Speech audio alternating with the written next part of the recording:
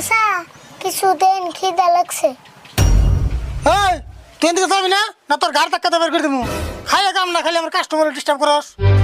এই দোকানি ভাই, তুমি মানুষ না শয়তান কসে? একটা গরিব পুলানোর নাকি মানুষ এরকম ব্যবহার করে?